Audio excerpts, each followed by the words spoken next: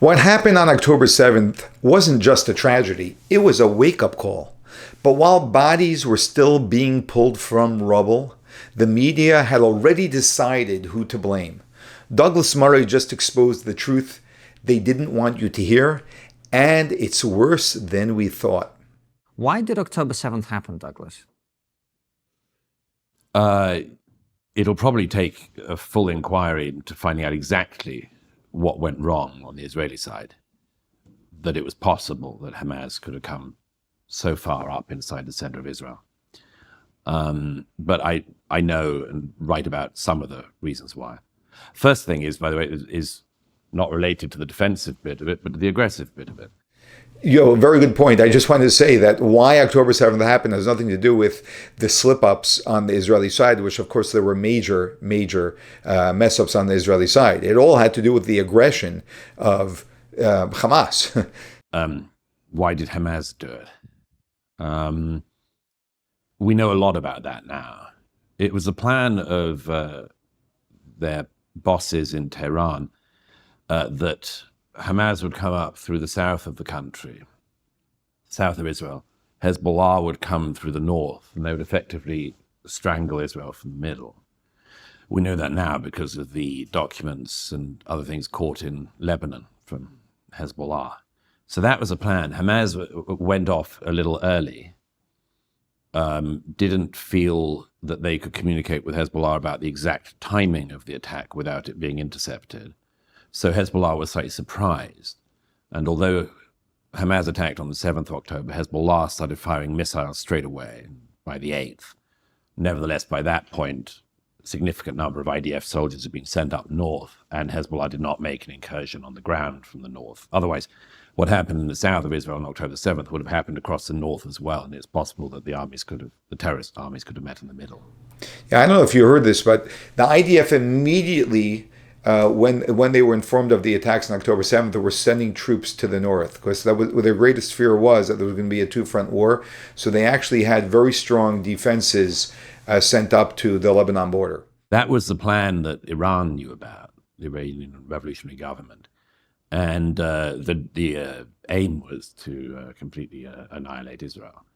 And Yahya Sinwar, who planned the 7th from Hamas, who had previously been in an Israeli prison where he was found to have a brain tumor, which he was diagnosed by a Jewish dentist who worked with him, saved his life. The Israelis then operated on Sinwar to save the brain tumor from killing him. And he was released in a prisoner exchange in 2011 for one of 1,000 people released for the release of the Israeli hostage Gilad Shalit. Sinwar, after he was released, said publicly many times what he wanted to do.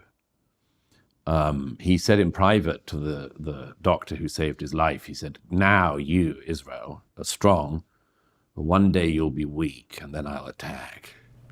By the way, so much for genocide. If Israel was committing a genocide, they had this vile piece of evil in their hands, and they saved his life. Genocide? I don't think so. And he was true to his word. And what's more, in the years after he was released from prison, when he went back to being one of the senior leaders of Hamas and then the leader in Gaza, he said repeatedly what he wanted to do. And he said, among other things, he said, we're going to go in and we're going to tear their hearts out from their bodies. And he was true to his word. And you say that he said this, and I'm sure it makes sense from his perspective, that I will attack when you're weak. Why was Israel weak? Well, that is definitely a sort of it's the big question for Israel and its defense.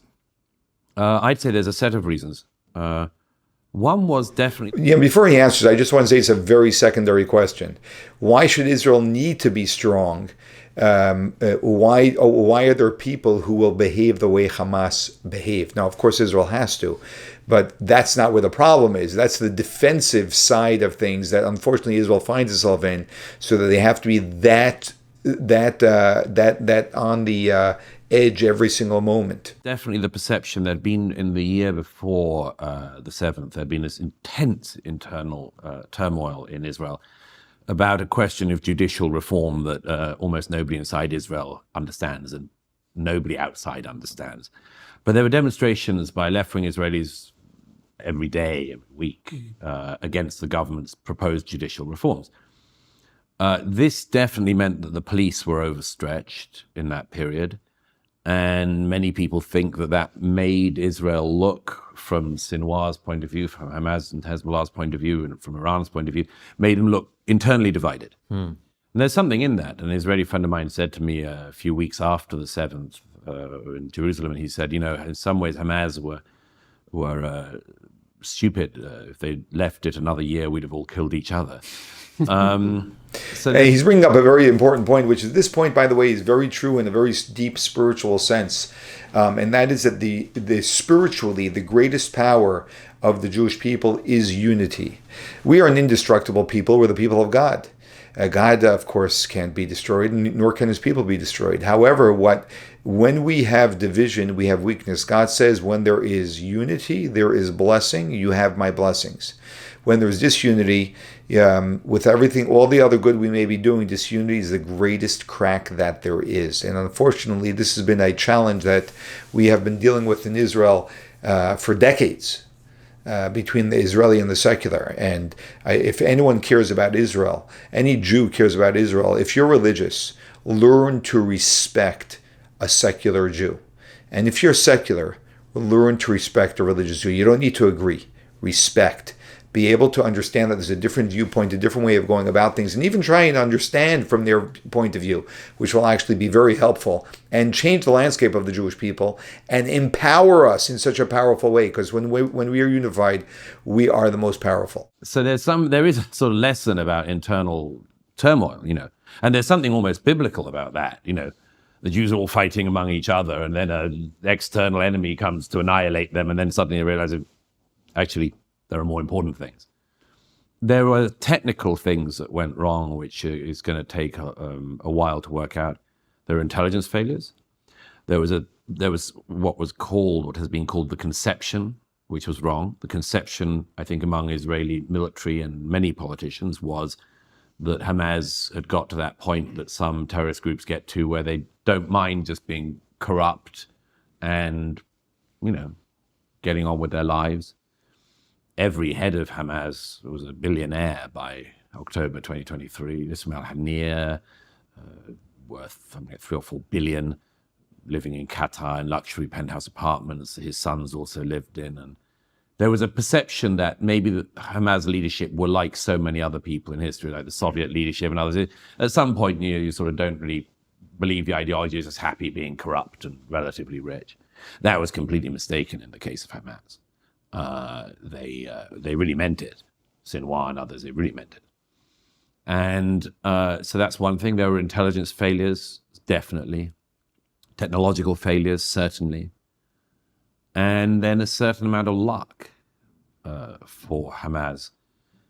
It's said that they didn't know that the Nova Party was going on in Re'im. So when the paragliders landed on the morning and the trucks of Hamas terrorists came in, they were delighted to find hundreds and hundreds of unarmed young Israelis dancing. Yeah, of course, there were terrible security failures on Israel's side. It came from many different things, which is debatable. But what many people would call the deep state, which is other agendas that different parts of the government on the right and on the left possibly were caught up in, and that creates big cracks in security and in defense. And tragically, we paid an enormous price for that.